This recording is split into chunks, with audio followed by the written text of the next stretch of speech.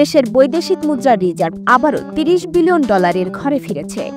বাংলাদেশ ব্যাংকের সর্বশেষ হিসাব অনুযায়ী বুধবার 16 জুলাই পর্যন্ত বৈদেশিক মুদ্রা রিজার্ভ দাঁড়িয়েছে $3,02,20,00,000 বা $30.02 বিলিয়ন।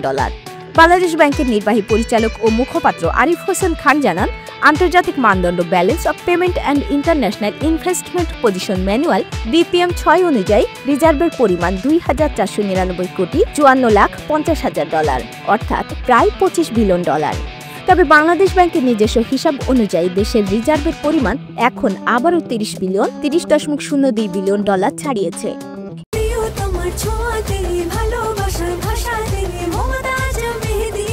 মমতাজ কোন নাম্বার 1 মেহেদি, মানে প্রিয়জন প্রিয়তমার মেহেদি। এর আগে গত 3 জুলাই পর্যন্ত দেশে মোট রিজার্ভ ছিল $31.57 বিলিয়ন।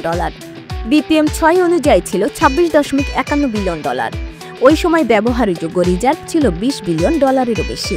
শেয়ার বাজারের 8 মাসের মধ্যে সর্বোচ্চ লেনদেন ডলার কিনে মুদ্রা বাজারে স্থিতিশীলতা আনছে কেন্দ্রীয় ব্যাংক।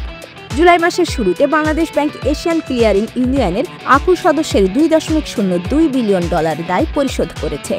এত বড় অঙ্কের দায় পরিশোধের পরও রিজার্ভের বড় ধাক্কা লাগেনি, বরং রিজার্ভ স্থিতিশীল রয়েছে এবং 16 জুলাই শেষে তা দাঁড়ায় $29.53 বিলিয়ন।